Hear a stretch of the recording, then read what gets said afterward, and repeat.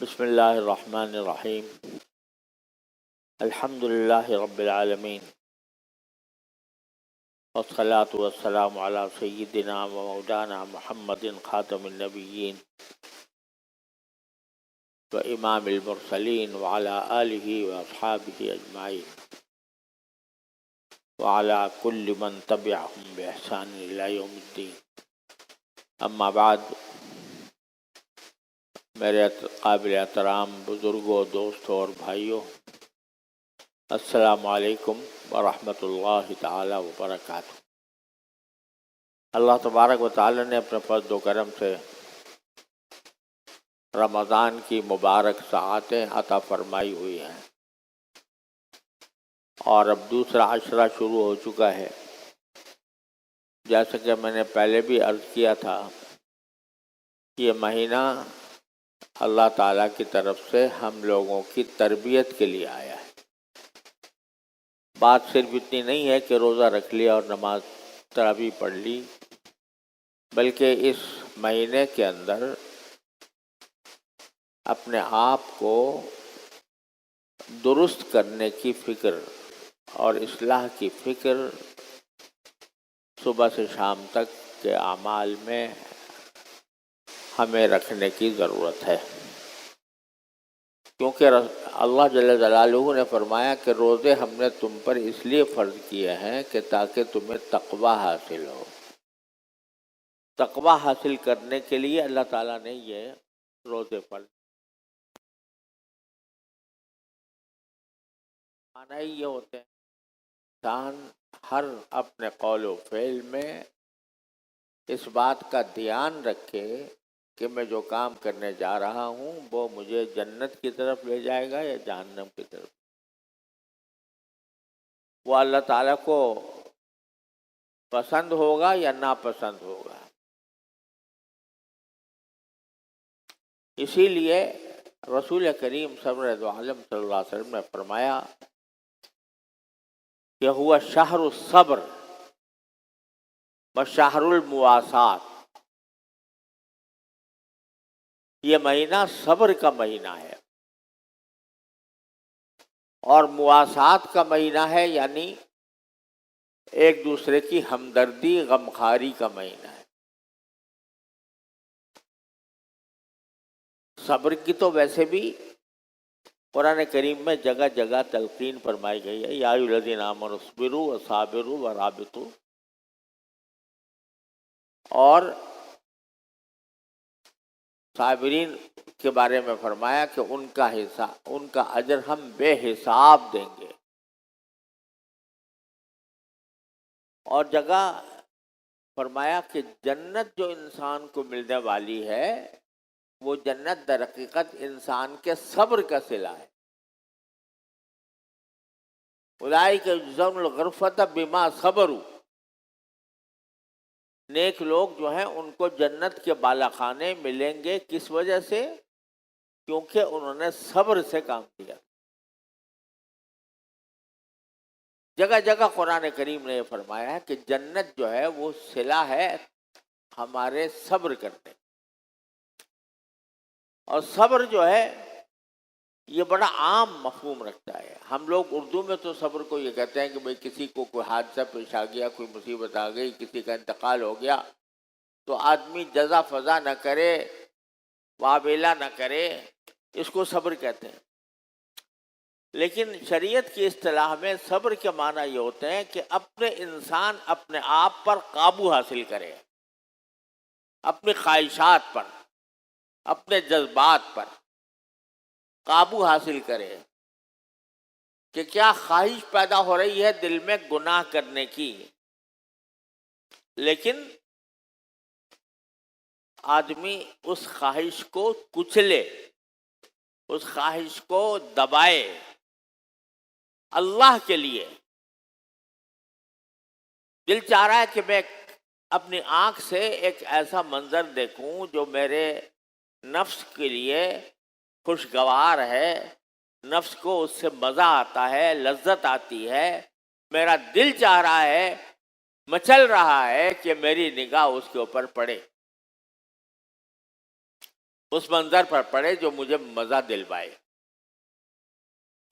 اس خواہش کو جب بدل دیا یا اس خواہش کو کچل دیا، نہیں نہیں نہیں نہیں، میں اپنے اس نگاہ کو اس لیے استعمال نہیں کروں گا کہ میرا اللہ مجھے دیکھ رہا ہے۔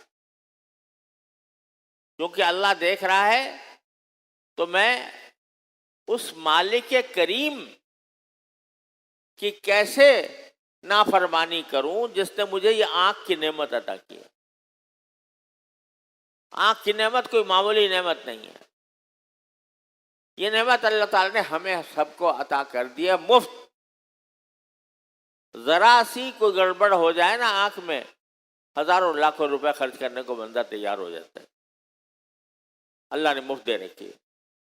تو آدمی یہ سوچے کہ یہ آنکھ تو اللہ تعالیٰ نے اپنے لیے بنائی ہے اور میرے فائدے کے لیے بنائی ہے کہ میں اس سے خوشگوار چیزیں دیکھوں، جائز چیزیں، حلال چیزیں۔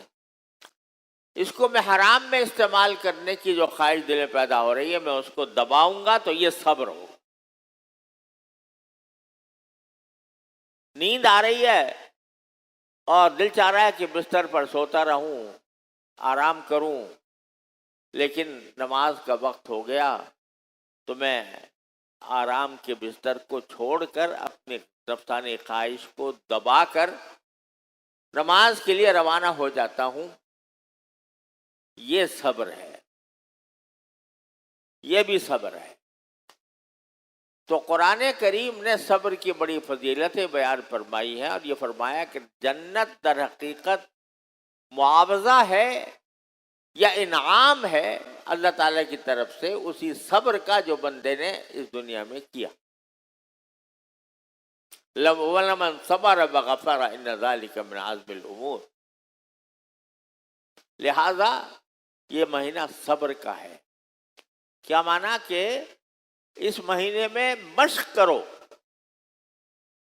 صبر کی مشق کرو، اور صبر کی مشق اسی طرح کہ جیسے تم روزے کی وجہ سے کھانے پینے سے رک گئے ہو، صبح فجر کے بعد، فجر طلوع ہونے کے بعد نہ کوئی دانہ تم کھاتے ہو نہ کوئی قطرہ پیتے ہو، پیاس لگی ہو تب بھی دباؤ گے اس پیاس کو، بھوک لگی ہوگی تو بھوک کو بھی دباؤ گے، اس بھوک اور پیاس کے تقاضے پر عمل نہیں کرو گے۔ تو یہ صبر کی مشق کرائی جا رہی ہے تم سے۔ تو جب تم نے روزے کی حالت میں کھانا چھوڑ دیا، پینا چھوڑ دیا، تو جو پہلے ہی سے گناہ ہیں ان کو نہ چھوڑو۔ مجلس جمی ہوئی ہے، دوست احباب جمع ہیں، گپ شپ ہو رہی ہے، اس گپ شپ میں جھوٹ بول دیا یا کسی دوسرے کی غیبت کر دی، برا کہہ دیا اس کو، تو ارے اللہ کے بندو، کھانا پینا عام حالات میں جائز تھا، وہ تو تم نے اللہ کے لیے چھوڑ رکھا ہے، اور جو عام حالات میں بھی حرام تھا، جھوٹ حرام تھا، غیبت حرام تھی، وہ نہیں چھوڑا، یہ کیسا روزہ ہوا؟ ایک حدیث میں آتا ہے کہ نبی کریم سرور دو عالم صلی اللہ علیہ وسلم ایک مرتبہ روزے کی حالت میں دو آدمیوں کے پاس سے گزرے، ایک شخص دوسرے کی حجامت کر رہا تھا۔ حجامت سے مراد وہ جو ایک علاج ہوتا ہے نا، پچھنے لگائے جاتے ہیں، پچھنے لگا کر خون نکالا جاتا ہے۔ تو ایک شخص دوسرے کے پچھنے لگا رہا تھا، حجامت کر رہا تھا، اور دونوں آپس میں باتیں کر رہے تھے، باتیں کرتے ہوئے غیبت کر رہے تھے کسی کی، فلاں شخص نے یہ ایسا ہے، خراب ہے، یہ ہے، وہ ہے، اس قسم کی غیبت کر رہے تھے.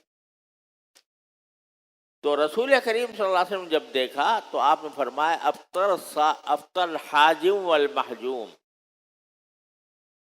یہ جو پچھنے لگا رہا ہے وہ بھی اور جس کے پچھنے لگائے جا رہے ہیں وہ بھی، دونوں کا روزہ ٹوٹ گیا. کیوں ٹوٹ گیا؟ اس لیے کہ غیبت کر رہے ہیں. ٹوٹ گیا کا مطلب یہ نہیں ہے کہ وہ روزہ اس معنی میں ٹوٹ گیا ہوا ہی نہیں، بلکہ مطلب یہ ہے کہ روزے کا جو اصل مقصد تھا وہ حاصل نہ ہوا. کیوں؟ اس لیے کہ یہ روزہ رکھنے کے باوجود غیبت کر رہے ہیں ایک دوسرے کی. تو اس لیے جو روزے کا مقصد تھا وہ حاصل نہیں ہوا، اس لیے آپ نے فرمایا کہ ان کا روزہ ٹوٹ گیا. تو ذرا اس پر ہم سب لوگ اچھی طرح غور کریں اور گریبان میں منہ ڈال کر دیکھیں کہ روزے کے رکھنے کے باوجود ہماری مجلسوں میں جھوٹ، غیبت، بہتان، فضول گفتگو کتنی زیادہ ہوتی ہے. آج کل نام ہے تنقید. تنقید بڑا خوبصورت لفظ ہے، تنقید. اور تنقید بھی کہا جاتا ہے تعمیری تنقید. ہمیں اب تعمیری تنقید کرنی چاہیے ہر. تو بھائی تعمیری تنقید یہ ہوتی ہے کہ جس شخص سے کوئی غلطی سرزد ہوئی ہے تو آپ اس کو چپکے سے تنہائی میں جا کر برادرانہ انداز میں اس کو سمجھا دیں کہ جناب یہ کام آپ کا ذرا ایسا ہو گیا ہے تو براہ کرم اس کی اصلاح کر لیں. نرمی سے، پیار سے، غصے سے نہیں، ڈانٹنے کے انداز میں نہیں، پیار محبت سے سمجھا دیجئے تو یہ اچھی بات ہے. اس کو تو سمجھایا نہیں، اس کی اصلاح کی فکر نہیں، اور مجلسوں کو گرم کیا، فلاں یہ کرتا ہے، فلاں یہ کرتا ہے، فلاں یہ کرتا ہے. یہ ہے غیبت، یہ ہے حرام. تو روزے کے دوران اس قسم کے گناہوں کا ارتکاب کیا ہے؟ یہ بدترین معاملہ ہے. روزے کے معنی کیا ہے؟ کھانا پینے سے رک گئے. اور غیبت کے کیا معنی ہے؟ قرآن یہ کہتا ہے غیبت کے معنی یہ ہے کہ اپنے مردہ بھائی کا گوشت کھانا. مردہ بھائی کا، ایک تو بھائی کا گوشت، ایک وہ بھی مردہ، اور مردہ بھائی کا گوشت کھانا. انسانی کا گوشت کھانا کتنی بری بات. انسان بھی بھائی بھی مردہ، اس کا گوشت کھانا کتنی بری بات ہے. لیکن ہماری مجلسیں یہ مردہ بھائی کا گوشت کھانے سے بھری ہوئی ہیں. یا اللہ اپنی رحمت سے اس مصیبت سے نجات دے دیجیے. ان غیبتوں کی وجہ سے، زبان کے غلط استعمال کی وجہ سے ہم پر وبال آیا ہوا ہے. لڑائیاں ہیں، دشمنیاں ہیں، بد امنی ہے، کیونکہ اصلاح کا کام نہیں ہو رہا، فساد کا کام. تو یہ مہینہ صبر کا ہے، اس میں ٹریننگ لینی ہے اس بات کی کہ میں اپنی خواہشات کو اللہ تبارک و تعالی کی خاطر کچھ لوں گا، اور جتنی خواہشات کو اللہ کے لیے کچھ لوگے اتنا ہی اللہ تبارک و تعالی کی معرفت اور محبت دل میں سمائے گی. ایک حدیث ہے کہ مشہور ہے کہ ان اللہ مع المنکسرۃ قلوبہم، اللہ ٹوٹے ہوئے دلوں کے ساتھ. تو ٹوٹے ہوئے دل ایک تو یہ ہوتے ہیں کہ وہ بیچارہ فقر و فاقے کا شکار ہے، غربت کا شکار ہے، تو اس کی وجہ سے دل ٹوٹا ہوا ہے، وہ بھی انشاءاللہ اللہ تعالیٰ کی معیت کا ذریعہ ہے۔ لیکن دوسرے معنی یہ ہے کہ جس نے اپنا دل توڑا ہو اللہ کی خاطر، یعنی دل کی خواہش کو کچلا ہو اللہ کی خاطر، اللہ اس کے ساتھ ہوتا ہے۔ تو یہاں اس رمضان کے مہینے میں الحمدللہ ابھی اکثر حصہ باقی ہے رمضان کا، تو اس میں ہمیں ٹریننگ لینی ہے اس بات کی کہ ہم صبر کی فضیلت حاصل کریں، صبر کو اپنائیں، صبر کی تربیت لیں، صبر کی تربیت لیں، کیونکہ حضور نے فرمایا صلی اللہ علیہ وسلم کہ شہر الصبر ہے۔ دوسرا یہ کہ شہر المواساہ، یہ غمخاری کا مہینہ ہے، ایک دوسرے کی ہمدردی کا مہینہ، یعنی اس میں دوسری ٹریننگ یہ لینی ہے کہ خود اپنے اوپر خود تو صبر کرو ہی، اپنے ملنے جلنے والوں دوسرے انسانوں کے ساتھ مواسات کا معاملہ کرو، ہمدردی کا معاملہ کرو، جتنی رعایت دوسرے کی کر سکتے ہو اس مہینے میں اس کا کرنے کا اہتمام کرو۔ لہذا اس مہینے کے اندر خاص طور پر ایسے لوگ کہ جن کا گھر کا کھانے کا نظام ہی مشکل سے چلتا ہے، ان کی خبر گیری۔ رسول کریم صلی اللہ علیہ وسلم کا ارشاد ہے عام حالات میں بھی کہ تم میں سے کوئی وہ شخص مومن حقیقت میں نہیں ہو سکتا اگر اس کا پڑوسی اس کے پڑوس میں بھوکا ہو۔ تم مزے لے لے کر کھا رہے ہو اور پڑوسی بھوکا ہے، تو کیا یہ مومن کی شان نہیں ہے؟ بلکہ انسان کو جتنی اپنی فکر چاہیے اتنی ہی اپنے رشتہ داروں کی بھی چاہیے، اپنے دوست احباب کی بھی چاہیے، اپنے پڑوسیوں کی بھی چاہیے۔ اور پڑوسی صرف مالدار لوگ نہیں ہوتے، جیسے مثلا ڈیفنس میں رہتا ہے کوئی آدمی، تو آج کل تو پڑوس کا قصہ ہی ختم ہوتے جا رہا ہے۔ اگر ڈیفنس میں کوئی رہتا ہے تو وہ پڑوسی اس کو سمجھے گا جو برابر کی کوٹھی والا ہے، اور برابر میں جو جھونپڑی پڑی ہے وہ اس کو پڑوسی کے حقوق نہیں دیتے۔ حالانکہ پڑوسی چاہے غریب ہو یا امیر ہو، چاہے وہ جھونپڑی میں رہتا ہو، وہ بھی پڑوسی ہے، اس پڑوسی کے بھی حقوق ہیں۔ تو اس مہینے کے اندر اس ہمدردی اور دل سوزی اور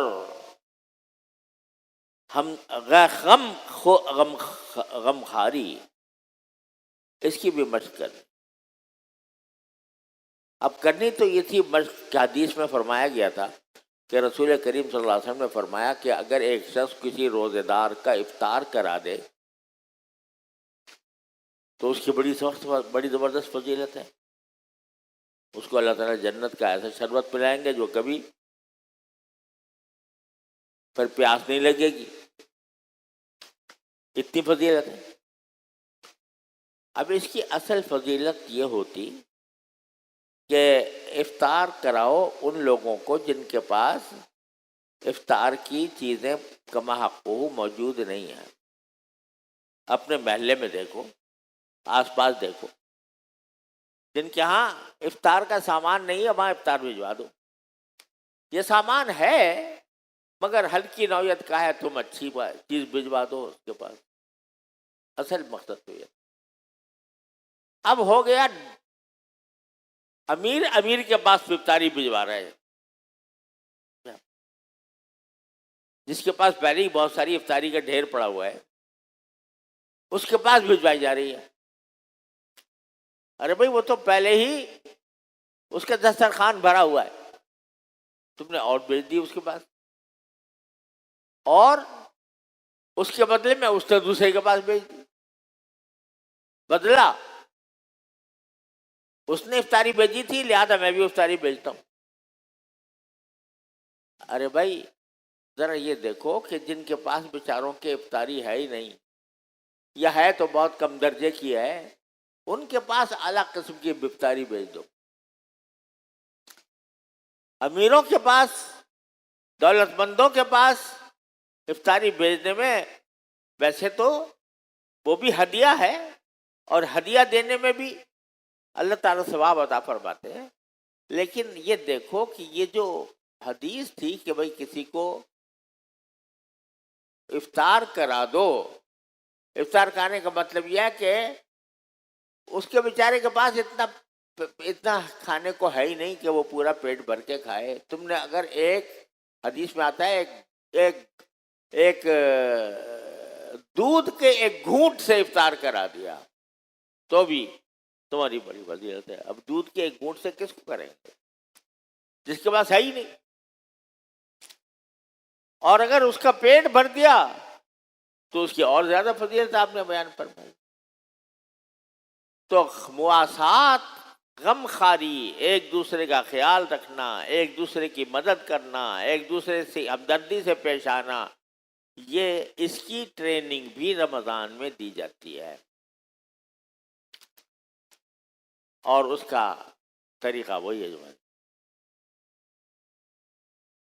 اب آج کل ایک بات عام ہو گئی ہے کہ رمضان آ گیا ہے لہذا نفع زیادہ سے زیادہ کماؤ،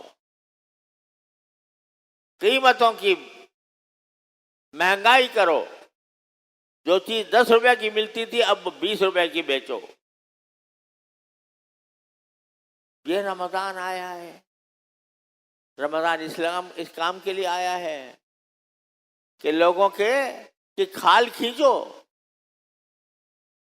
جو بیچارہ رمضان کے اندر افطار کرنے کے لیے کوئی سامان اپنے بچوں کے لیے لے جا رہا ہے، اس کی کھال کھینچو،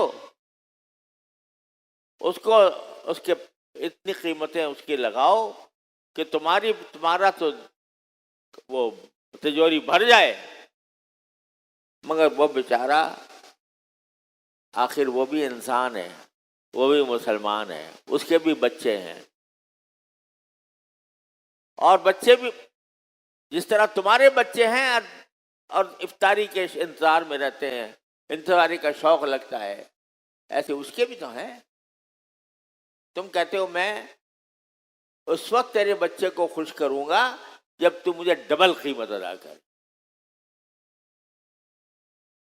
کہاں گئی وہ بھائی چارے کی بات؟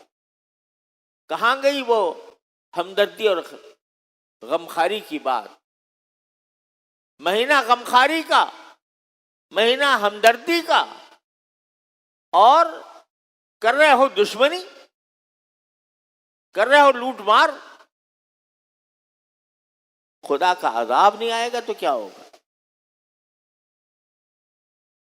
تو یہ مہینہ میرے بھائیو، یہ اس میں تو کم از کم اتنا دل نرم ہو جائے کہ میں دوسرے کے ساتھ اگر بہت اچھا نہ کر سکوں تو کم از کم برا بھی نہ کروں. میرے پڑوس میں بنگلے بھی ہیں اور جھونپڑیاں بھی ہیں، تو میں بنگلے والوں سے زیادہ جھونپڑی والوں کا خیال کروں، ان کو اپنا پڑوسی سمجھوں، ان کو اپنا پڑوسی سمجھ کر ان کی دعوت کروں، ان کو اپنے گھر بلاؤں، ان کو عزت دوں، ان کو پیار دوں. یہ ہے شہر المواسات جو رسول کریم صلی اللہ علیہ وسلم نے فرمایا، غم خاری کا مہینہ. اب ہم نے بھی ہر رفتہ ہر چیز کو ایک رسم بنا لیا. رسم ہے، پڑی ہوئی ہے، ٹھیک ہے، صبح کو اٹھتے ہیں، سحری کھاتے ہیں، روزہ رکھ لیتے ہیں، دن بھر جو چاہتے ہیں کرتے ہیں، رات شام کو جا کے افطار کے مزے لیتے ہیں. لیکن بات صرف روزہ رکھ لینے کی نہیں ہے، رسول کریم صلی اللہ علیہ وسلم کے ارشاد کے مطابق صبر کی ٹریننگ لینی اور مواسات اور ہمدردی اور غمخواری کی ٹریننگ لینی ہے. یہ فرمایا کہ اگر تمہارے ساتھ کوئی آدمی لڑنے لگے تو کہو کہ بھائی میرا روزہ ہے، یعنی میں تمہیں جواب نہیں دوں گا. عام حالات میں اگر کوئی شخص کسی سے لڑ بیٹھے اور لڑائی کی بات کرے تو آدمی کی طبیعت خود اس کا تقاضا کرتی ہے کہ میں اس کا ایسا جواب دوں کہ وہ دنداں شکن قسم کا جواب ہو. لیکن رسول کریم صلی اللہ علیہ وسلم فرما رہے ہیں کہ جب کوئی تم سے لڑائی کرنے لگے، ان جہل علیکم جاہل فقولوا انی لصائم، تو یہ کہہ دینا بھائی میرا روزہ ہے، معاف کرنا میں اس جھگڑے میں پڑنا نہیں چاہتا، میں آپ کا جواب نہیں دوں گا. اب یہاں یہ ہو جاتا ہے کہ روزہ کیا رکھ لیا کہ ساری دنیا پہ احسان کر دیا، اور روزے کے اندر جتنا غصہ آتا ہے وہ عام حالات میں بھی نہیں آتا، روزے میں غصہ زیادہ آ جاتا ہے. ارے بھائی تم نے کوئی احسان کر لیا ساری دنیا پر روزہ رکھ کے کہ دوسروں کے ساتھ غصہ کر رہے ہو. حضور تو فرماتے ہیں کہ کوئی دوسرا بھی کرے تو کہہ دو میں تو روزہ ہے، میں اس کو جواب نہیں دیتا.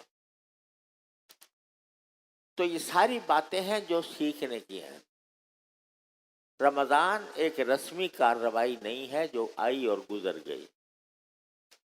رمضان ایک تربیتی پروگرام ہے. اس تربیتی پروگرام کے یہ لازمی حصے ہیں جو میں نے عرض کی: گناہوں سے بچنا، حلال کھانا، لوگوں کے ساتھ ہمدردی اور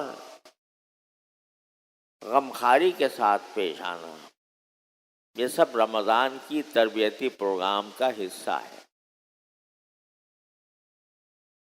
اگر اس کے بغیر ہم نے رمضان گزار دیا تو روزے تو خیر ہو جائیں گے انشاءاللہ، اس معنی میں ہو جائیں گے کہ اس کا فدیہ دینا نہیں پڑے گا، اس معنی میں روزہ ہو جائے گا کہ اس کو کوئی فدیہ دینا نہیں پڑے گا، تمہارے نام اعمال میں لکھے گئے روزے. لیکن اس روزے کے ساتھ کتنے گناہ سمیٹ لیے، اس روزے کے ساتھ کتنا بدعمالیوں کا ڈھیر اکٹھا کر لیا، یہ گھاٹے کا سودا ہے یا نفع کا سودا ہے؟ ٹھیک ہے تم نے روزہ رکھنے کے ثواب کا کریڈٹ کے کھانے میں لکھ لیا، یہ میرا کریڈٹ ہے. لیکن دیکھو ڈیبٹ کتنا ہوا، کتنے جھوٹ بولے، کتنی غیبتیں کی، کتنا دل دکھایا، کتنے لوگوں سے لڑائی لڑی. رمضان ہے اور پوری ریل کے اوپر حملہ ہو رہا ہے، ٹرین پر جاتی ہوئی حملہ ہو رہا ہے. رمضان میں ٹرین پر حملہ ہو رہا ہے. یہ کہاں سے یہ لوگ آ گئے ہیں جن کو اتنی بھی تمیز نہیں کہ مسلمانوں کو، اپنے ہم شہر لوگوں کو، اپنے ہم ملک لوگوں کو، ٹرین کے اندر بیٹھے لوگوں کو ان کو جلانے کی فکر ہے. اعوذ باللہ. بہرحال خلاصہ یہ ہے کہ اس مہینے کو ابھی ہے باقی، اکثر مہینہ باقی ہے، اس کو اپنے اعمال و اخلاق کی اصلاح کا ذریعہ بنانے کی کوشش کرنی چاہیے. اللہ تعالیٰ مجھے بھی توفیق عطا فرمائے، آپ حضرات کو بھی توفیق عطا فرمائے کہ یہ مہینہ جب پورا ہو تو ہم اس تربیتی کورس سے گزر کر اپنے آپ کو پہلے سے بہتر بنا چکے ہوں۔ اللہ تعالیٰ ایسے ہی کر دے۔ وآخر دعوانا الحمد للہ رب العالمین۔